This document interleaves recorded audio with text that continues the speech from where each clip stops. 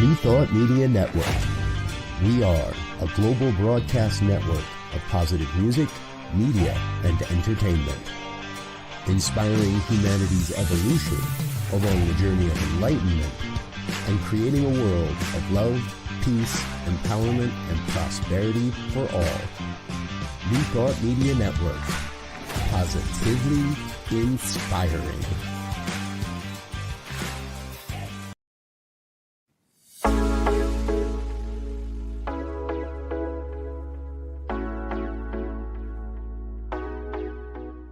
What if the person you think you are is just a fraction of who you truly are? What if years of conditioning and surviving in a challenging world have left you clinging to strategies and beliefs that mask your truest nature? I'm Catherine Duca, psychotherapist and self-esteem coach, and you're listening to Who Do You Think You Are? A show that looks beneath our psychological masks and uncovers our profoundly messy, beautiful, brilliant, tender-hearted essence. Join me as we go in search of the hidden power of our true selves. I'm so glad you're here.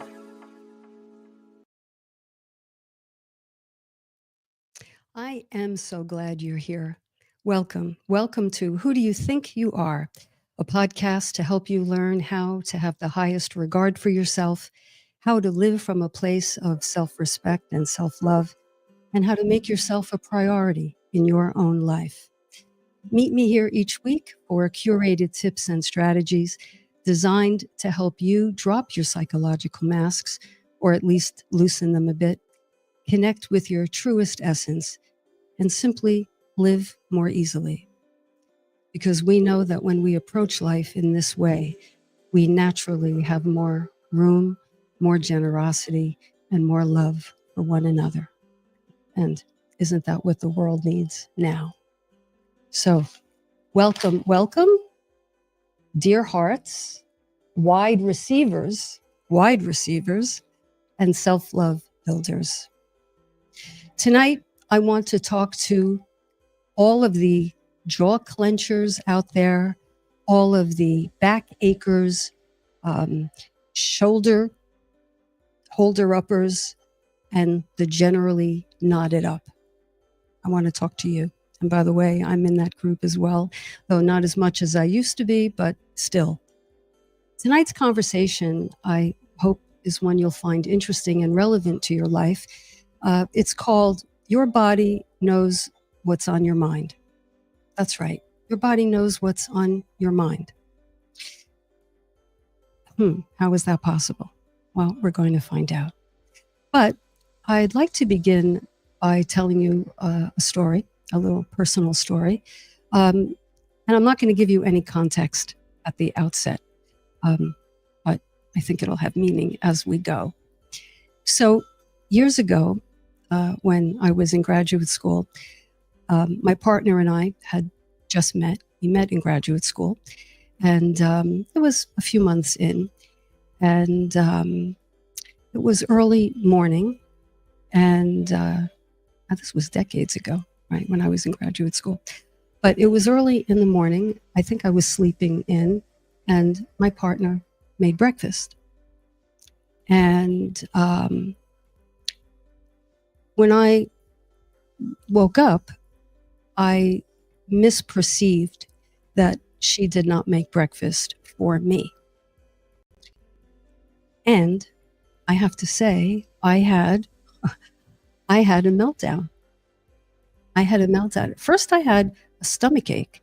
Like, I opened my eyes, I came to consciousness. I thought I smelled eggs cooking or something. I didn't think there was breakfast for me. I instantly had a stomach ache, and then I began to cry in a way that could only be described as a meltdown. And I had no idea what was happening. I just thought I was upset because, I didn't see my eggs there. Now, my partner then is my partner now, was a very thoughtful person, a very considerate person, and she would no more make breakfast for herself and not make breakfast for me than it just wouldn't happen. But I misread the situation.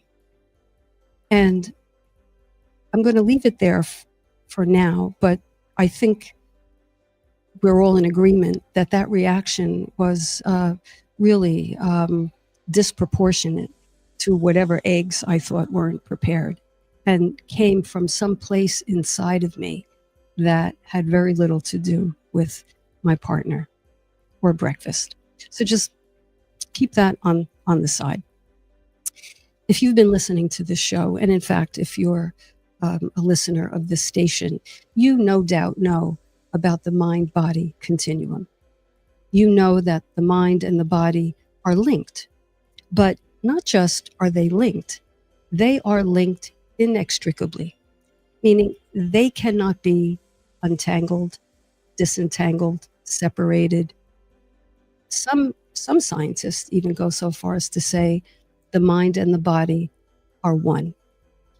So when we go through something in our lives, particularly at an early age, and we don't remember necessarily the painful thing, the uncomfortable thing, the thing that made us feel unsafe or insecure, when we don't remember that event, that doesn't mean it doesn't get stored somewhere deep within, because it does. But because the mind and the body are so inextricably linked, if we deny the existence of one, we are damming up the whole process, the whole mechanism by which we move through our emotions. And so that can become very problematic if done over a long period of time. So what happens is, it's interesting because we tend to think of emotions as some sort of abstract, gooey, gauzy, invisible something or other. But in actuality, emotions really begin in the brain. They are actually impulses that travel from the brain through the body, looking for some type of release, some type of expression. That's the normal way in which emotions are, we could say, metabolized or processed. But if we, usually unconsciously, are uncomfortable or afraid to make contact with those emotions, we detach from them. We cut ourselves off from the emotion. And guess what happens, right? It probably is obvious to you. The emotion, that sensory impulse that started in the brain, gets lodged in the body. It gets lodged in the body, quite literally. And that which gets lodged in the body shows up in some sort of way, right? And it usually manifests as a bodily symptom. So when I say jaw clenchers and back achers and the chronically knotted up, I'm talking about the possibility that you may be holding on to, inadvertently, unintentionally, probably unconsciously, holding on to an emotion that you would rather not feel, you would rather not experience, you would rather not revisit. And so, back to my meltdown all those years ago, because I'm introspective and because I was in therapy at the time as a 20-something person, I was very curious about my own reaction because I observed myself, although my partner was very kind and very understanding, I observed myself having a whopper of a reaction that had no basis in my current reality. So I explored this and I brought this to my therapist, and we really dug, because we could do one of two things.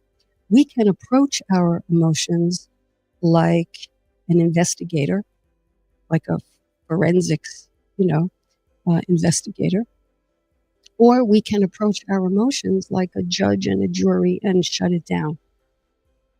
But if we approach them like an investigator and lean in with curiosity, we will most likely discover the cause behind our behavior or our symptom.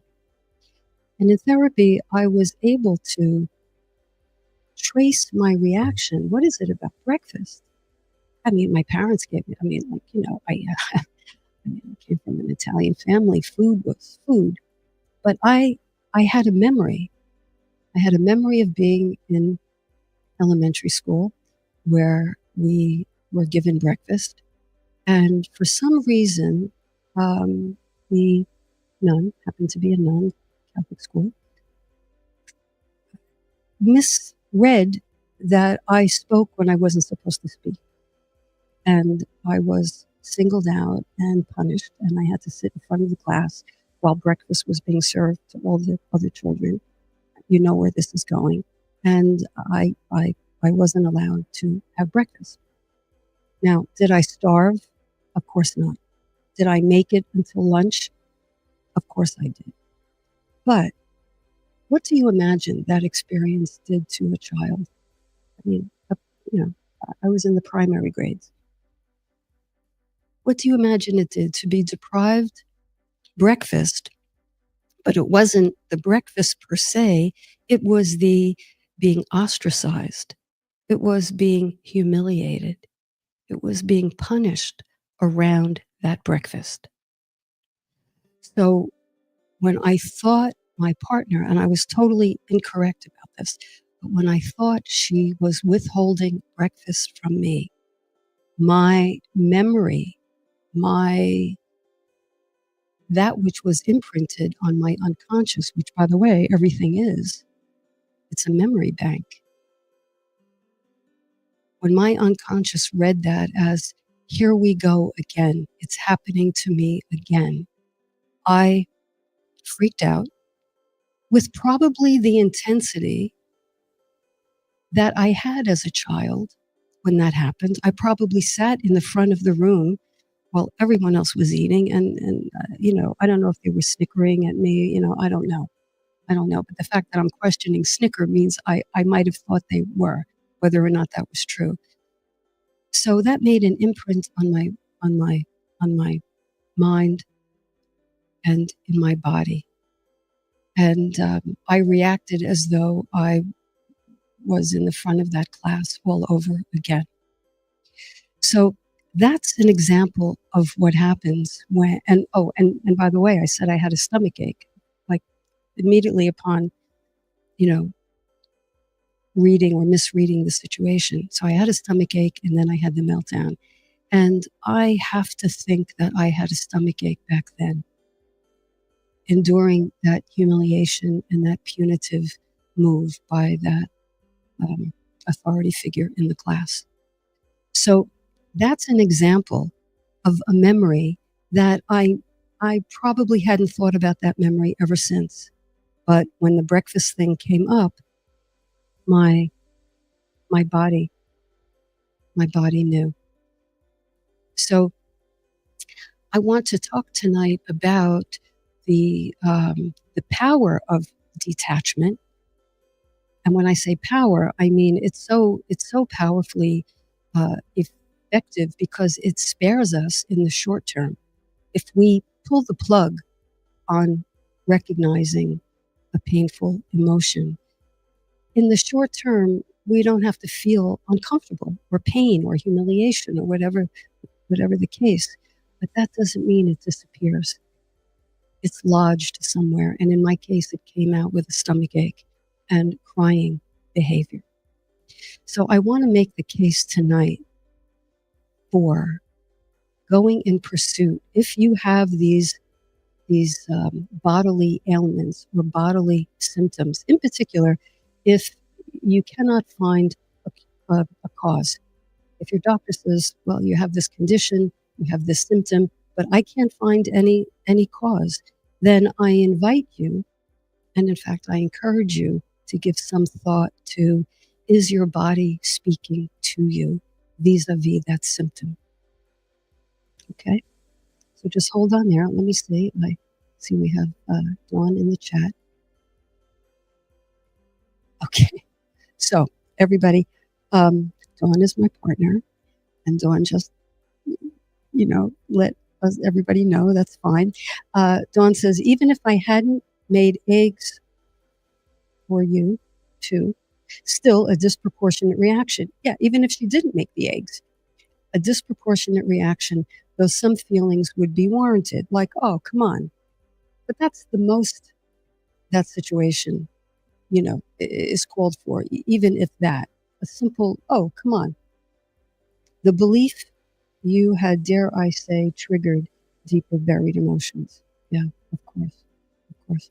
I like that. Investigate with curiosity. I always promote connecting the dots of the present to the past. That's right. Because these emotions, because the being made to sit in the front of the class was a memory that I had not accessed in decades, it was still there.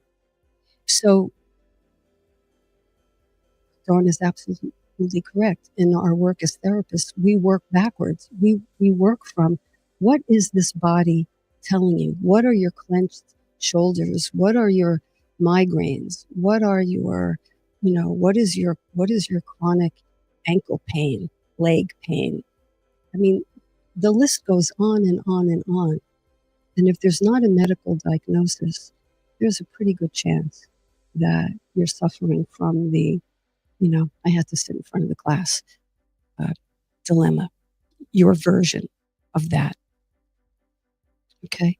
So the point of the story is that unprocessed, unmetabolized emotions make us sick.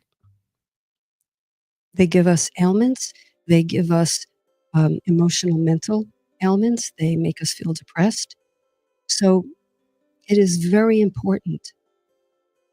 Mental health dictates that we investigate our symptoms, work backwards, and see if we can identify what the cause is. Because whether we have, I made a little list of some of the ways in which our body speaks to us. You can certainly add to these. When we have a knot in our stomach, when our shoulders are up to our ears, when the dentist tells us we're grinding our teeth, when our stomach does flip-flops, when our back is tight or spasms, when our neck is stiff, when we have a dull headache, when we have even blurred vision, which happened to me a number of years ago. I had like a blurred vision, but I had my eyes tested, and the eye doctor said, your vision is 20/20. Yet I remember I was working in Manhattan, and as I would get off the bus and navigate the throngs of people in Port Authority, I felt like my vision was blurry. Came to find out by being an investigator of that symptom that there was like a veil, but it didn't show up on the eye exam. There was a mental, emotional, spiritual veil in front of my consciousness that literally affected my vision. And when I worked through some of those issues at the time, my vision cleared up. And I know other people have done studies. You can look up Carol Look, who was a psychotherapist and a hypnotist and an expert in the field of EFT. She's done some amazing work with vision and its connection to unprocessed emotions. I mean, it's fascinating. So I invite you, we're going to take a break in a minute. I invite you that as we do, you give thought to where in your body might you be experiencing some symptoms. Let me say hello to Leandra. Hi, Leandra. Welcome. Your story is a great example of an unhealed wound, reminding us that it remains unhealed. That's right. And Leandra, let's imagine how many of us are walking around with unhealed wounds? Now, if Dawn wasn't the person she is, if she had reacted to me from her unhealed wounds, maybe she has an unhealed wound about somebody yelling at her, okay? If she reacted to me from her wound, then can you imagine the combustion that we would have had? There I was, angry, enraged, dejected, rejected, crying. And then if she would have countered that with her own anger and maybe tried to shut me down or something like that, it would have been what a lot of couples actually come into therapy with, this kind of blame and really holding the other responsible for their pain, having no idea that what's at play, as Leandra said, are these unhealed wounds. I find this fascinating. Let me know if you do too. Janine, welcome. Simple things can feel so loaded sometimes. Core memories can come to the surface at the oddest times with or without physical symptoms. Core memories can come to the surface at the oddest times. Yeah, the oddest times because they sneak up on us with or without physical symptoms. Yeah, well, when these memories come to the surface, I wonder, Janine, if you can point to anything else that accompanies those memories. In other words, is it just a picture in your head of the movie you're running? Is there nothing happening in your body, or is there a blankness? That would be a question I might ask a client if a client, came in with that. But it's really very interesting. The operative things, operative point there, Janine, is that the oddest times when we least expect it. Absolutely. Still, Bill, I remember my trauma of, relating God to my, yes. I remember my trauma of relating God to my dad. Relating God to my dad. Well, if you're talking about kind of equating, because this is what we do, one authority figure for another. If your dad was punitive or emotionally unavailable or harsh or made you feel unsafe, or made you feel like you were only as good as your, as the good boy that you were, then it's very easy to transfer that to other people, other authority figures, and even God. Then God must be a punitive father. So, there's a saying, don't trust everything you think. I mean, it's really about examining and being an investigator of the things that have happened to us. Okay, Janine, you're I have to say, I love this conversation. I love the opportunity to have a dialogue, and I love the crosstalk that you have with one another. So, Janine, the unreasonable crying is the physical symptom, perhaps. Yeah, I did have a stomach ache. Realizing that it's not rational. This definitely happens for me and seems to come out of nowhere. The reason it comes out of nowhere, well, it doesn't come out of nowhere. It's very valid and has a very legitimate storyline in the unconscious, wherever that memory comes from. That memory comes from a real live event. But if we're detached from it, disconnected from it, then it will find its daylight the first time Dawn doesn't make eggs for you. It will find its daylight and bubble up to the surface. And when it does, it's very intense. Why? Because of all the years it's been tamped down. Again, emotions are not gooey, hazy nothings. Emotions are sensory impulses. They're real things. And if they are dammed up and tamped down, they intensify. They intensify. Try as we may to forget about them, to keep them at bay. They are locked inside of us and they gain steam. And so when they come out of nowhere, they usually come with, quite a lot of intensity. Thank you, Janine. And still Bill. Aloha. Just Judy. There are always going to be triggers in our lives. We can't live with empty brains. 1000%. The goal is not to stop the triggers. How are you going to stop the world from spinning? How are you going to stop people from being people? That's not the goal. The goal, I believe, is to be accountable and handle our own triggers. In my meltdown, I was blaming my partner for the way I felt. Now, did she deserve that? Absolutely not. Was she anywhere in that storyline for real? No. Who was my real beef with? Who did I really feel hurt by? That, that nun in whatever grade it was, second or third grade.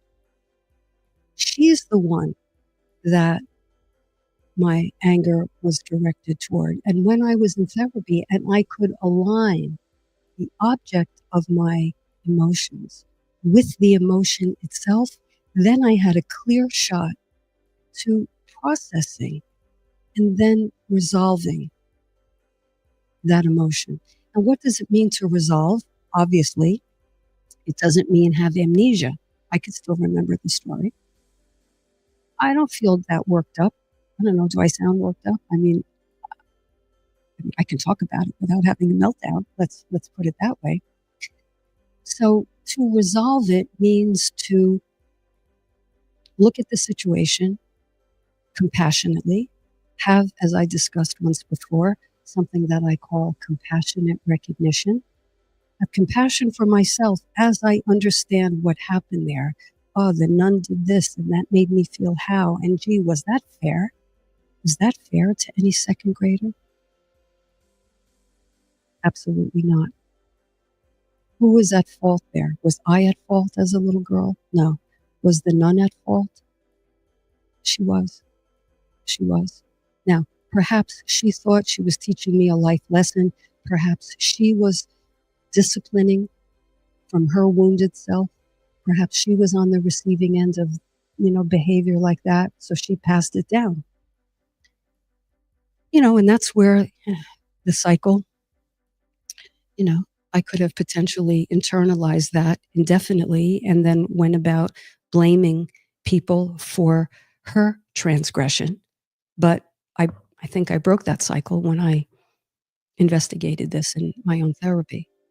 So this is what happens. Judy, we cannot stop the triggers, but we can be responsible for what it is in each of us that gets hooked and then gets activated. Okay? And this is what we mean when we say we can learn to respond rather than react. When you have insight, when you have the awareness, when you connect the dots, as Dawn said, you can be in a much better position to respond rather than knee-jerk react as I did. So when we resolve something, we understand it, we understand who is at fault, we have compassion, and then we can place the memory in its rightful place. And when we do that, that too isn't just gobbledygook. That is placing the memory in the part of the brain that actually is responsible then for long-term memory and the region of the brain that actually, you want to call it digests. I'm not sure what the neurological term is, but this is brain activity. This isn't just nicey nice. So the next time you find yourself overreacting, ask yourself, what's up? The other person may have triggered me, but that means I was triggerable. And what's that about? So this is a mouthful. Let's take a break. And when we come back, I'll talk a little bit more. And then if there's time, I'll take a question. Pay attention to where in your body you might be feeling things or what your Achilles is. Is it your jaw? Is it your back? Is it your head? Is it your stomach? Is it your foot? Pay attention because body language, your body's talking to you. I'll meet you back here in a few minutes. You're listening to Who Do You Think You Are on New Thought Media Network. Stay with me. Please help us say thank you to our organizational sponsors, including the Hefferland Foundation, Affiliated New Thought Network, International New Thought Alliance, Science of Mind Archives and Library Foundation, Center for Spiritual Living Denver, Center for Spiritual Living Midtown, New Thought Philadelphia, Planned Happiness Institute, Summit Center for Spiritual Living, One Heart Retreats, Center for Spiritual Living on the Lake, Unity Kitchener, Unity Spiritual Center Ottawa, Om Center for Spiritual Living, Satya Center, Begin Within Ministries, Center for Spiritual Living North Jersey, Unity of Savannah, and the Center for Spiritual Living Seattle, as well as all of our individual donors. Thank you for being part of the New Thought Media Network. Please like, share, and subscribe. New Thought Media Network, positively inspiring. Welcome to Science of Mind Archives, your gateway to spiritual wisdom. Join us for our grand opening gala. Experience a weekend of inspiration. Enjoy a ribbon-cutting ceremony, a gala dinner and workshops, plus a labyrinth walk and town hall. Connect with a community of seekers. Explore spiritual teachings and resources. Find your path to personal growth. Join us from April 24th to 27th. Lodging options are still available. Visit our website www.scienceofmindarchives.com for more details. Please RSVP by March 15th. Featuring Reverend Jesse Jennings, musical inspirations with Karen Drucker, and the spirit of Ernest Holmes. Come celebrate our new home at Unity Village, Lee's Summit, Missouri, and please visit www.scienceofmindarchives.com.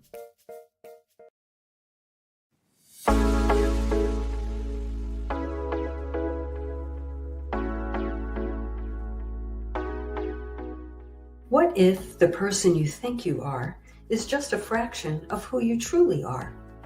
What if years of conditioning and surviving in a challenging world have left you clinging to strategies and beliefs that mask your truest nature?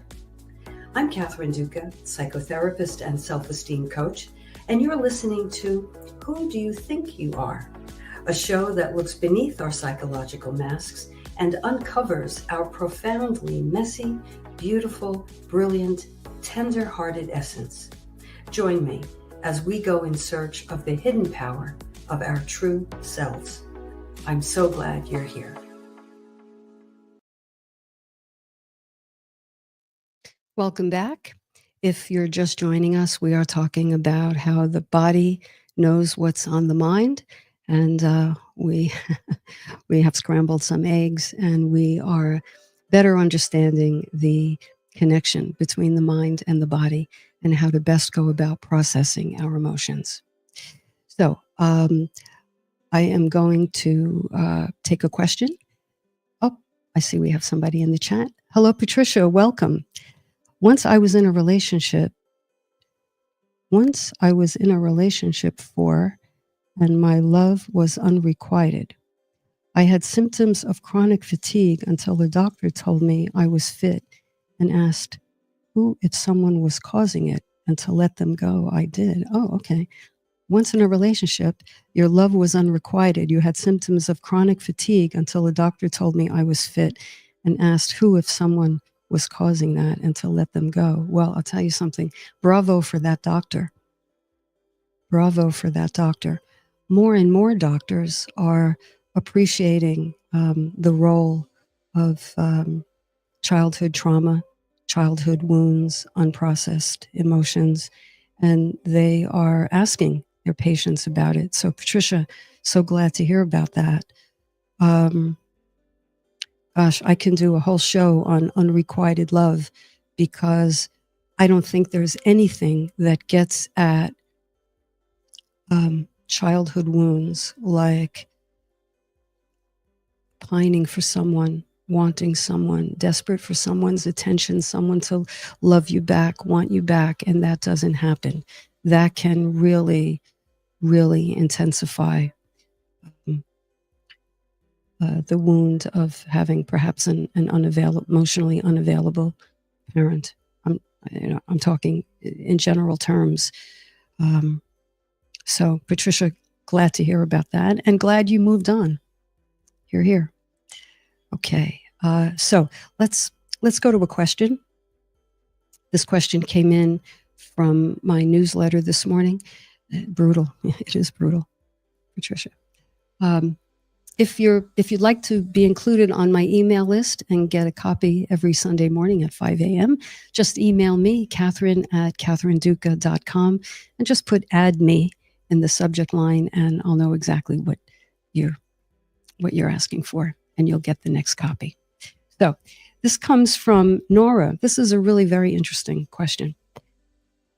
I've been feeling really numb and blank inside lately. So the opposite of activated. I've been feeling really numb and blank inside lately. I don't feel any strong emotions, whether it's happiness, sadness, or anything in between. It's like I'm just going through the motions of daily life without any sense of purpose or feeling. What could be causing this, and how can I start to feel more alive and connected to my emotions again?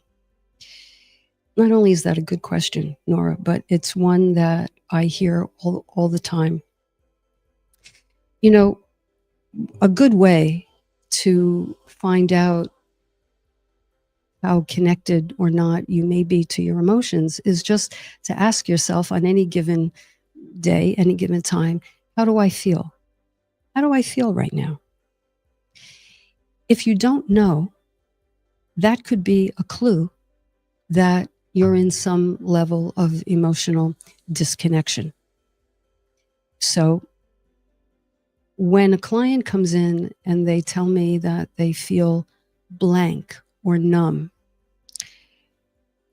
it's really so fascinating to me. I know I say that a lot. I'm fascinated by human behavior and the privilege that it is to engage with people around what hurts them or bothers them. Blankness and numbness, you might think is the absence of something, but it really isn't the absence of something. Blankness and numbness is, I look at it as it is a form of anesthesia. It's a form of anesthesia. So when a client comes in and says, I feel blank, I say, okay.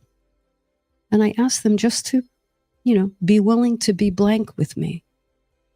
Are you willing to be blank with me for a few more minutes?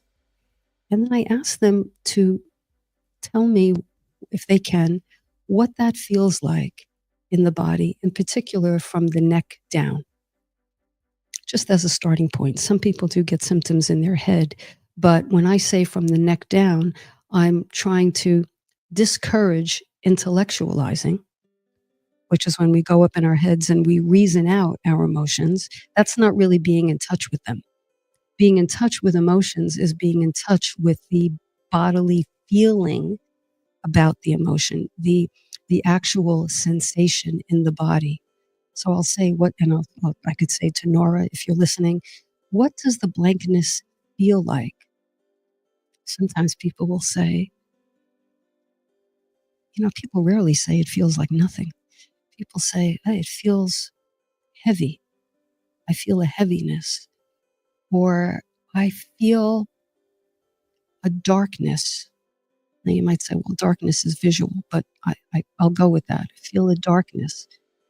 I might ask them, what does it look like? Darkness, smooth edges, jagged edges, black. What does that look like? Okay. And then I say, and this is, I think, pretty important. I say, may I be here with you in that dark space. May I be here with you in what feels heavy and otherwise indescribable. Can we be here together in that. And actually, something usually, if not always, happens in that exchange.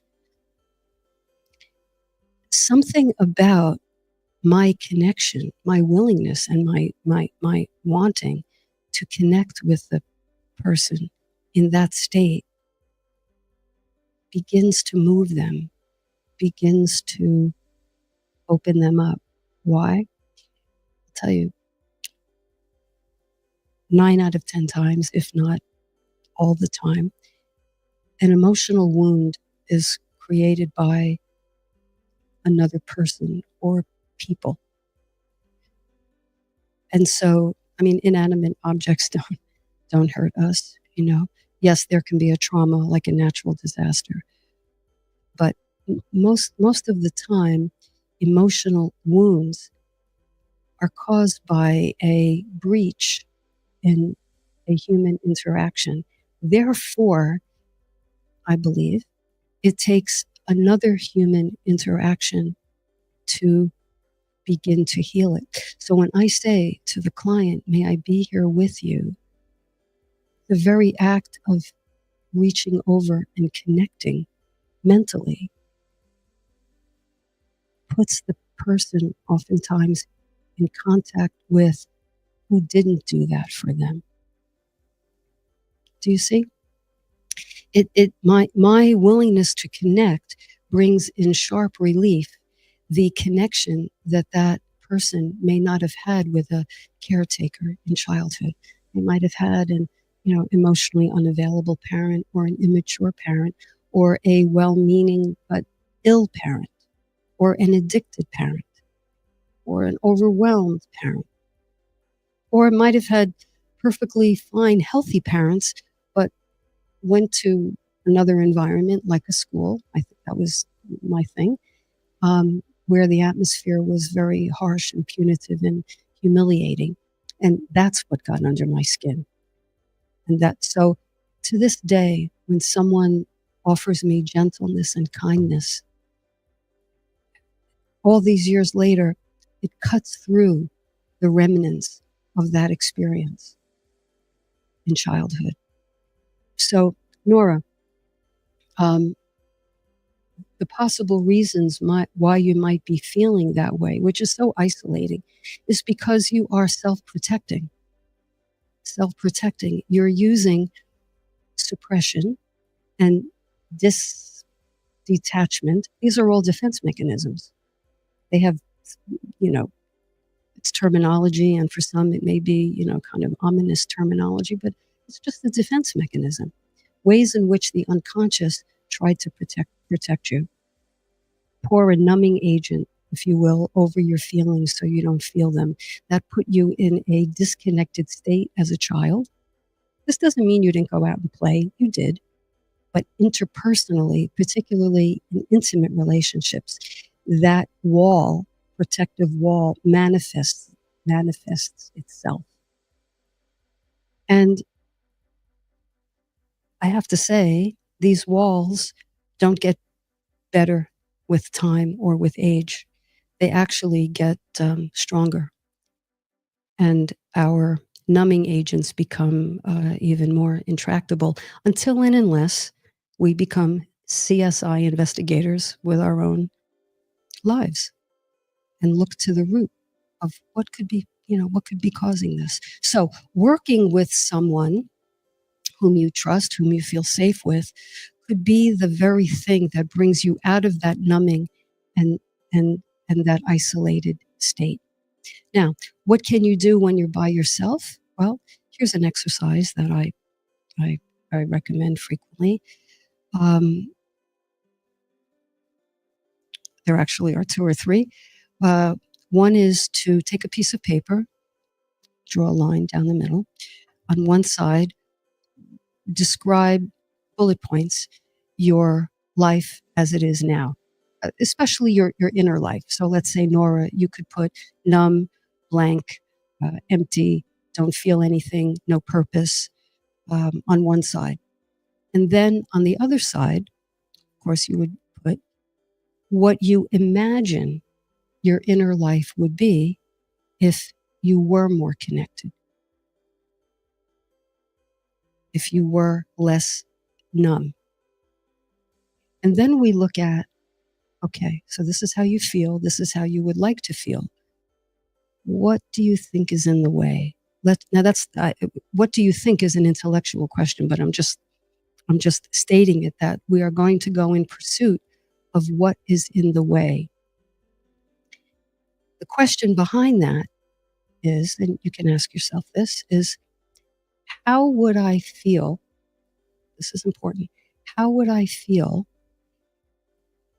if I open up just a little bit on the way to feeling, that's that column on the right-hand side, on the way to feeling more alive, more engaged, more purposeful, like I have more meaning in my life, more enlivened. On the way to feeling that, what do I think I might encounter when I think about opening up? I'm afraid to open up, or someone will think I'm a baby, or someone will think someone will judge me, or I don't know. I'm too afraid to open up. You're afraid to open up. Okay. When someone tells me they're afraid to do something, I get excited, because fear is very dynamic. Fear is in place to tell you something. So you always want to say, okay, I'm afraid. What might I be afraid of? And just see what comes to mind. So you're gently leaning in to the blankness or the emptiness. You're leaning in with a sense of curiosity. And it may not come all at once. It probably won't come all at once. But what you're telling yourself is, first of all, you are worth having a different experience of your life. And you're telling yourself, the minute we can label a problem, I feel blank, I feel numb, instantly we are bigger than that experience, because our higher self, our consciousness is looking at this aspect of our lives. And in that distance is a bit more objectivity. And that's where we can begin to get in and work on these things. Without doing that, we're just kind of one-dimensional. I'm just shut down. I'm just shut down. So you can journal. And when I say journal, by the way, this is interesting because someone asked me this week. Someone said, well, I journaled for a couple of minutes. I know why I'm angry. Journal for more than a couple of minutes. Why? Because when you journal about an experience, in the first few minutes, you're just going to get what is obvious. But the more you write, hand to paper, by the way, is better than typing, the more you will go below the surface, and you're much more likely to come upon something just around the edges. And that's what we want to do. We want to meet these things around the edges. No geysers, no jumping off the high dive. It's too much. Well, first of all, your defense mechanisms won't let you do that, thankfully. So it's a very gentle process. But this is one of the ways in which we work with ourselves. We work with the strange things we feel that come out of nowhere. And we work with our own body language. This is why life is never boring. Because as long as you have a self, you have a whole landscape to explore and to appreciate. So there you have it. Listeners, friends, wide receivers, self-love builders. There you have it. The body always knows what we're talking about. So I invite you all this week to reflect on this and pay attention to your body, befriend your body. Your body will help your mind, which will in turn help your body. That's a wonderful feedback loop to be a part of, to generate with yourself. So with that, I invite you to, if you want to learn more about this, you can order my book. It's the heart of my work. It's called Unmasked, Discover the Hidden Power of Your True Self. You can get that on Amazon, or you can write to me if you'd like a signed copy. I'd be happy to get that out to you. Have a good week. Have a good, intentional, self-aware week. And I will meet you back here where we will go even deeper into the art of self-love. Thank you so much for joining me. You've been listening to Who Do You Think You Are here on New Thought Media Network. Have a good night.